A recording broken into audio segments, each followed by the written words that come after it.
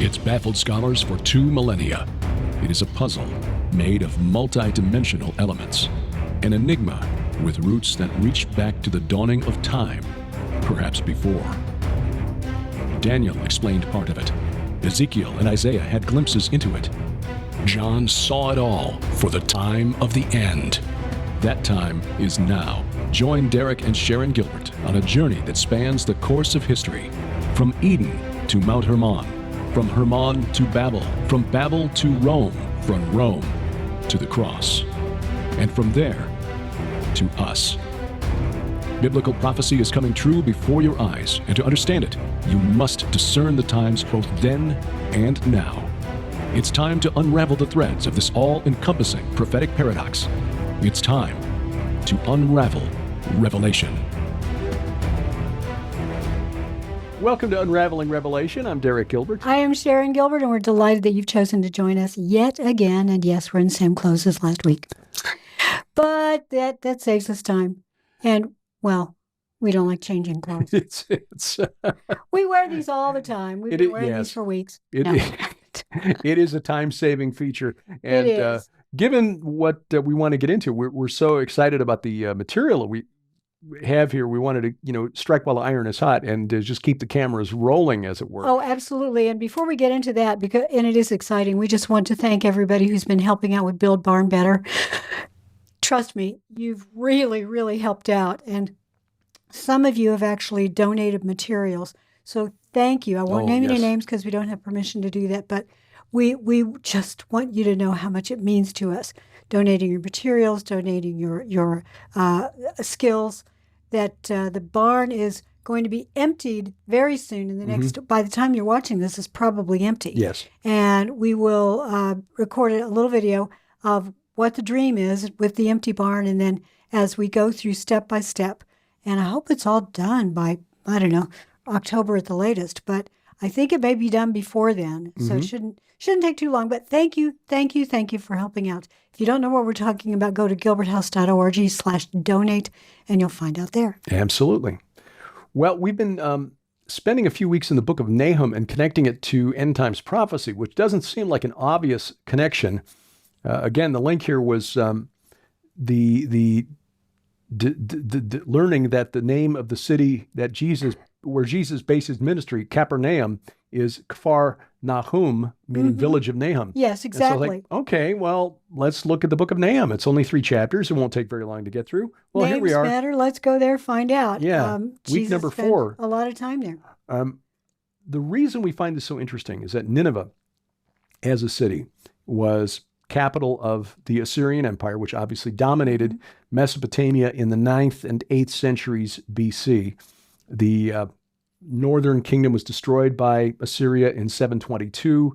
The Assyrians besieged Israel, Jerusalem, that is, in 701 BC, the time of Isaiah and Hezekiah, and exercised just an inordinate influence on that part of the world for a couple of centuries. What is not well known to us in the pews, historians know this, Bible scholars know this, is that Nineveh was one of a number of cities in ancient Mesopotamia that was referred to as Babylon. So when you're looking at the kingdom of the Assyrians and you're looking at end times prophecy, you've got a link there, because Babylon was just a name that meant God gate, or gate of the God, or gate of the gods. It also applied to a number of, a couple of other cities, most notably Eridu, which is where we believe the evidence shows the Tower of Babel being constructed. Eridu was near at the time it was on the shore of the Persian Gulf, thanks to silt over the centuries. It is now about 75 miles inland, but at the time it was on the coast. This was a very ancient city. It was the site of the temple called the ʻAbzu, the House of the Abyss, where Enki, the lord of the Abzu, sent forth the Apkallu to bring the gifts of civilization to humanity. The Hebrews, the Jews, understood that the Apkallu were the watchers who'd rebelled against God. It's just that the Mesopotamians had a different conception of them than the Jews did. Eridu was called Babylon. In fact, as late as the time of Nebuchadnezzar, the king of Babylon sometimes referred to himself as the king of Eridu in Babylon. That's how important Eridu was. But one of the sectors of the city of Babylon, ruled by Nebuchadnezzar and the Neo-Babylonian Empire, was referred to as Eridu. Now, Nineveh was one of those cities where the name Babylon applied to the city. This is relevant because, as I pointed out in my book, The Second Coming of Saturn, Assur, the chief god of the Assyrians, was known to scholars to be the Assyrian Enlil. Enlil was the god who I show step by step is to be identified with Shemihazah, the leader of this rebellion of the sons of God in Genesis chapter 6. In the book of 1 Enoch, he's described as the leader of this group of 200 who descended to Mount Hermon, that very tall mountain on the northern border of Israel, and they made a pact to corrupt humanity. And this idea of not only commingling with human women, but teaching us things we weren't supposed to know, this is what the Mesopotamians believed was, bringing the gifts of civilization to humanity. Right.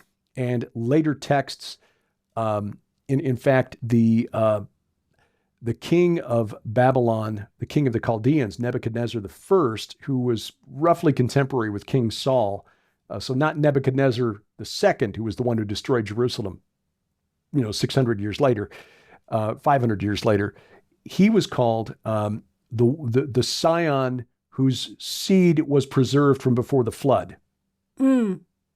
Okay. So in other words, Babylon took great pride in claiming that they had preserved knowledge from before the flood, the knowledge from the pp'elîl, in other words, the knowledge of the sons of God or the watchers from Genesis chapter 6. So you get this stew of ideas that there were this group of supernatural sages who came to earth and gave us this stuff and taught us things we weren't supposed to know. Right, and every civilization has that story. Right. It's just the other civilizations, the story is a little bit different. The Bible and, let's say Second Temple Jewish literature gives us a more accurate recording of that history. Right. They commingled with humanity. They interfered with humanity, both genetically and also intellectually in terms of forbidden knowledge. Right. And they brought the mez. Yes. It's MES, and it's something that Inanna stole. So she could say she was the one who brought all of that to humanity. Right, and that was supposed to be the secret information that gave us of all the gifts of civilization. Everything from, be nice to your neighbors to here's how you make beer. I mean, everything was included in the mez. Metallurgy, all of it. Right, but in the book of 1 Enoch, a lot of this was forbidden information like divining the future, sorcery, witchcraft, summoning the dead, things like that. And for that, God punished these sons of God and sent them to the abyss. According to Peter, he specifically put them in Tartarus. Jude and Peter both say they're in chains in gloomy darkness until the judgment. In other words, Revelation 9, when the abyss opens up, that's who comes out. Those locust-like things, those are the Titans of the Greeks, the pp'elîl of the Mesopotamians, the sons of God from Genesis chapter 6. So that's kind of what we're dealing with here, this idea. And the leader of this rebellion, called Shemihazah in 1 Enoch, is Assur, the chief god of the Mesopotamians. So now we get back to Nahum. Nahum, who was condemning the kingdom of the Assyrians. And knowing now that we've got this connection between Assur, the chief god who was Enlil of the Akkadians and the Babylonians, El of the Canaanites, same entity, different names. The Hebrews called him Molech. We see in Isaiah a condemnation of the kingdom of Assyria as well. So Isaiah, who was roughly contemporary with Nahum, prophesying similarly the destruction of Assyria in Isaiah chapter 10. And I'm going to go to Isaiah chapter 10 and bring in some of this, because Isaiah, who was brilliant in his wordplay, beginning at verse 5, prophesied, "Woe to Assyria," But again, remember the word for Assyria in Hebrew, Ashur, is the same as the name of their chief god. So you have to look at the context, the prophesying destruction on the country or on this entity. Right. Woe to Ashur, Assyria, the rod of my anger, the staff in their hands is my fury. Against a godless nation I send him, and against the people of my wrath I command him. Now, You're in verse 10? This is beginning, chapter 10, beginning at verse 5. Okay. Now he's calling Ashur or Assyria the rod of my anger, because Assyria was used to punish the northern kingdom of Israel. The Lord did that all the time. Right. Against a godless nation I send him, and against the people of my wrath I command him to take spoil and seize plunder, and to tread them down like the mire of the streets. But he does not so intend, and his heart does not so think. In other words, he doesn't realize he's being used as an instrument of God. But it is in his heart to destroy and to cut off nations, not a few.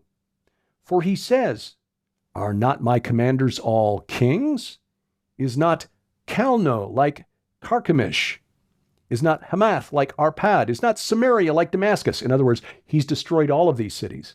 It's so different in the Septuagint. I'm having trouble figuring out where you are, but continue on. I highly recommend you always compare the Septuagint, because that is an older text used than the Masoretic, like older by about 1,200 years.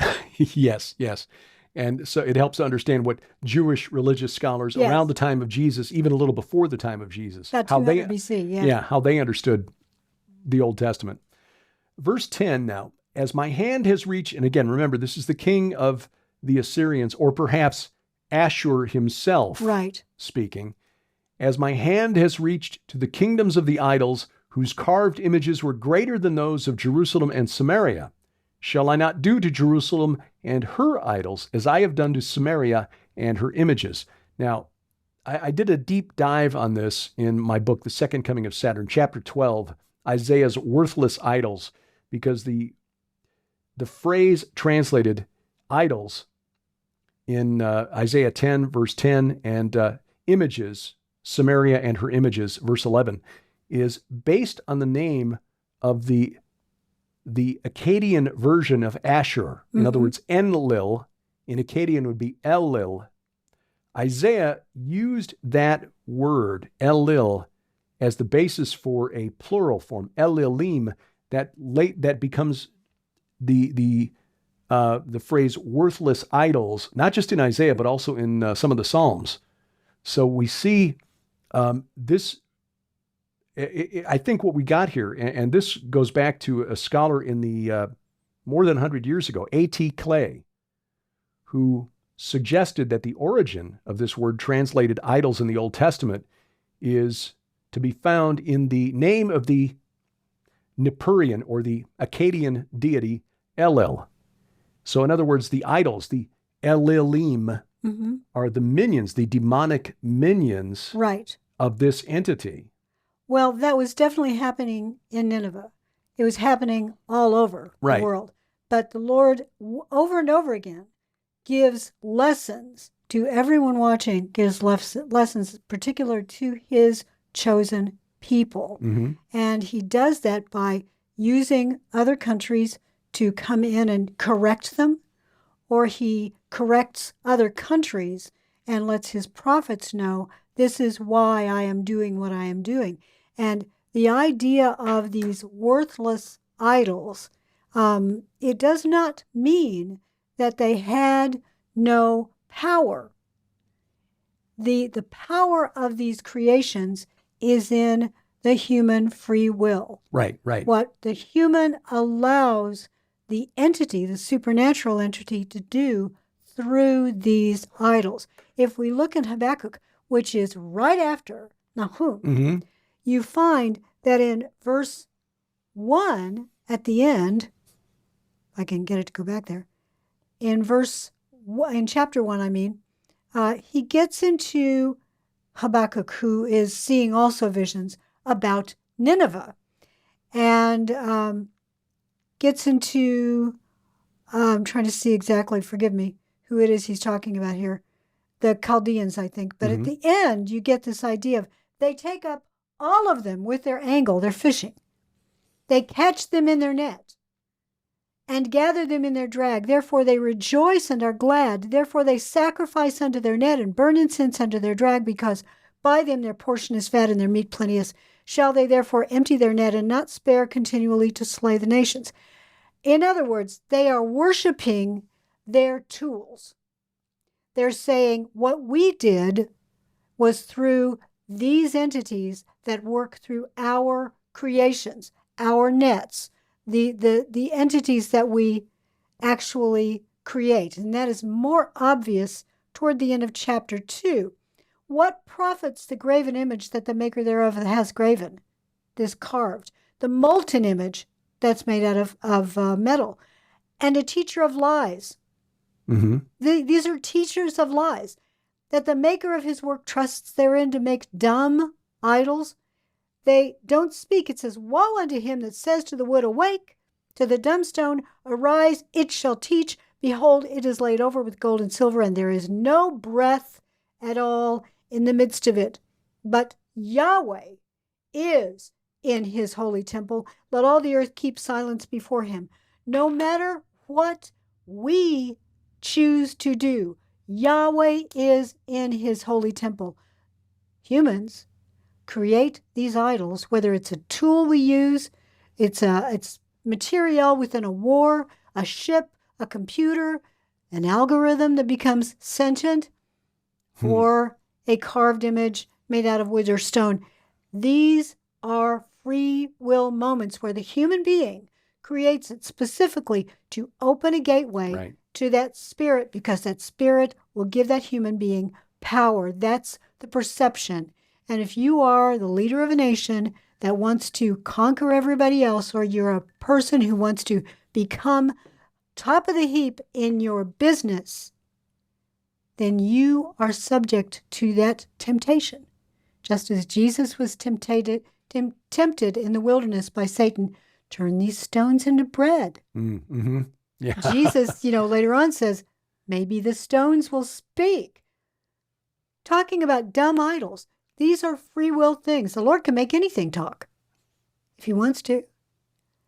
But when we create something and we say to it, television, I want you to talk to me and protect me and predict things for me. They're our creations. We give power to the fallen realm. Yeah. It's not giving us power. We're giving power to them. Yeah. It's not an imaginary thing.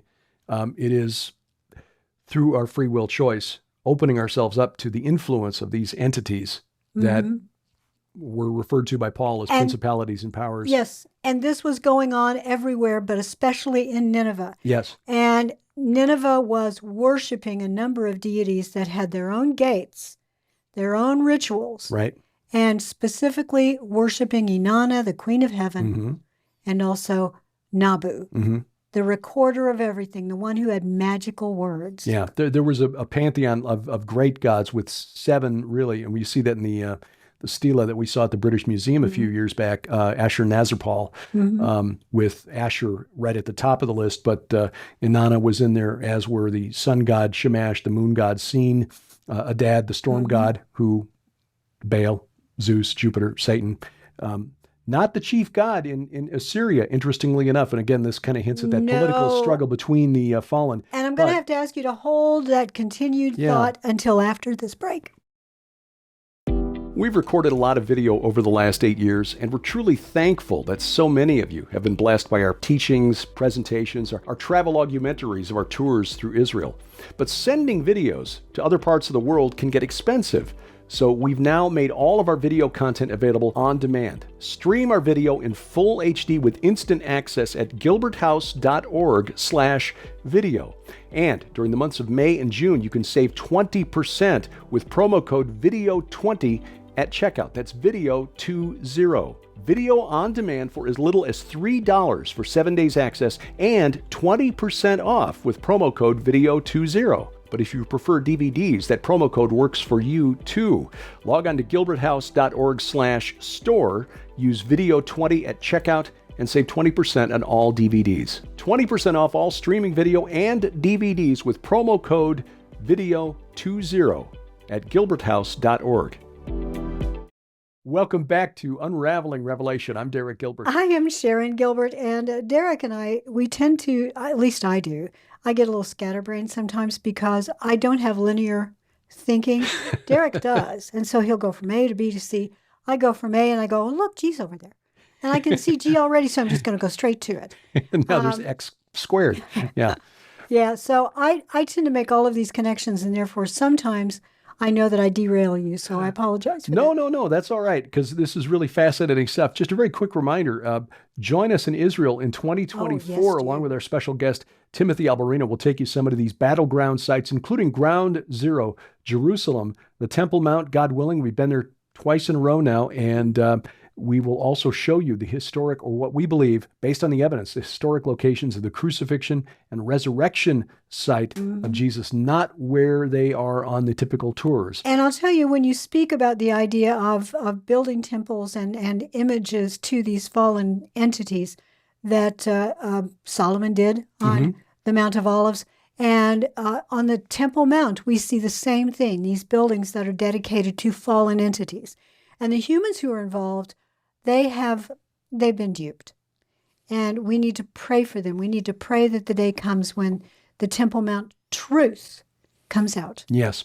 And join us. See the battleground for yourself. Find out more information online, gilbertsinisrael.com or gilberthouse.org/travel. Either one takes you to a website where you get information. Join us next April in the Holy Land. Boy, that is the truth. We're going to be in that Galilee region. So, yes, looking straight over into Damascus from one of the mounts, Mount Bental. Yeah, assuming we can get up there. We didn't get there this year due to time constraints. No. But and Gilgal Rephaim is pretty close. Yeah, Gilgal Rephaim is very close, 3 miles from the Syrian border. But boy, you want to talk about the wilderness where Jesus was told, command these stones and turn these stones into bread. Especially given that those are the locations of all of those dolmens, these stone tables in the wilderness. It is really significant. So, as is Psalm 23 with regard to all that, but that's an entirely another program. But getting back to Melech Ashur. Yeah, the point of bringing all of this is that the king of Assyria, in his haughtiness, was not aware that he was being used by God, raised up by God, to punish the godless nation. The northern kingdom was destroyed in 722, Samaria.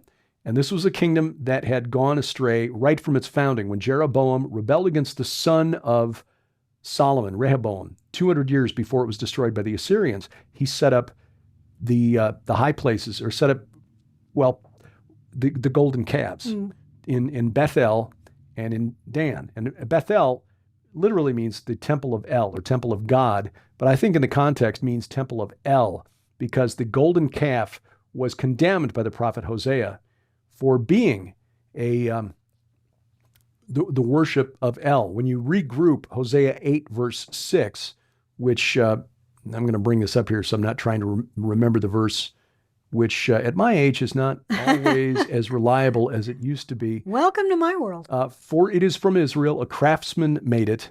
Okay, let me back up. I have spurned your calf, O Samaria. My anger burns against them. How long will they be incapable of innocence? For it is from Israel, a craftsman made it. It is not God. Now, the Hebrew in verse 6 there literally reads, for from Israel, not it is from Israel. English translators trying to make sense of the clunky Hebrew can't figure it out, and so they added the words there to try to make the verse make sense. Now, a Hebrew scholar, Naphtali Tur Sinai, who founded the Hebrew Language Institute in Jerusalem. So he knows his stuff. Yeah, 1952.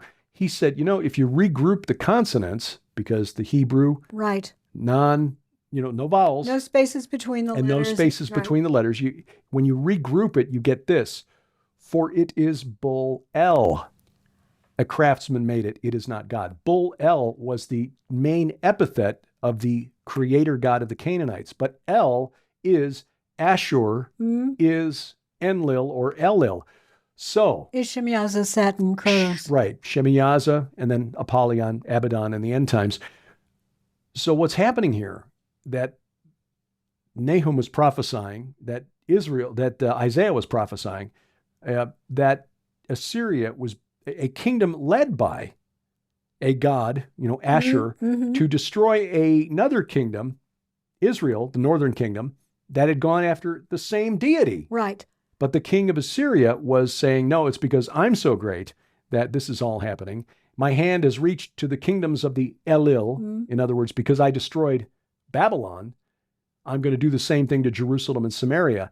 But then God says in verse 12 of Isaiah 10, when the Lord has finished all his work on Mount Zion and on Jerusalem, he will punish the speech of the arrogant heart of the king of Assyria, or Melech Ashur. Or Melech Ashur, King Ashur, and the boastful look in his eyes.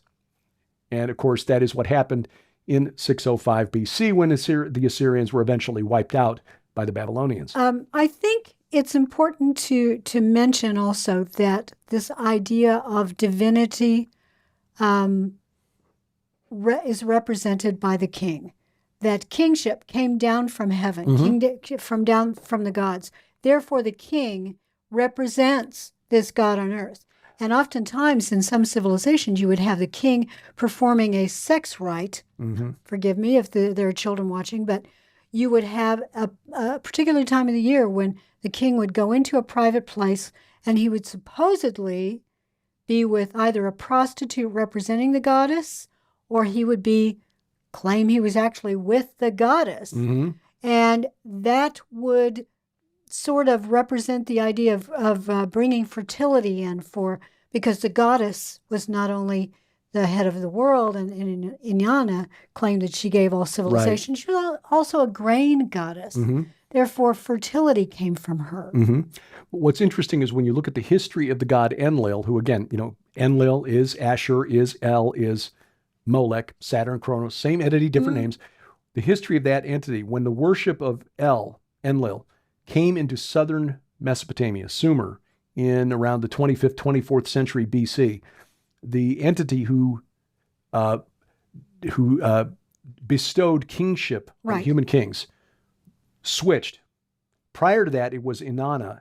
After that, it became Enlil or Assur, who bestowed the right of kingship, the right of rulership on humans. In fact, the term was Enlilship. And eventually it became Ishtar, who represented part of that power too, because Ishtar is Inanna. Yes. And she has never really let go of those. No. And that gets back to what I mentioned in last week's episode. There seems to be this struggle between those two entities. One who is in the abyss, Shemihazah, Enlil, Assur, El, Molech, and Inanna, Ishtar, Aphrodite, Venus, who is not in the abyss at this point. Probably one of those angels who was sit down after the Babel event to look over the various language groups. And one of those angels, probably all of those angels, failed. Cast in a trap, and they fell into the trap and they failed. They decided to rebel.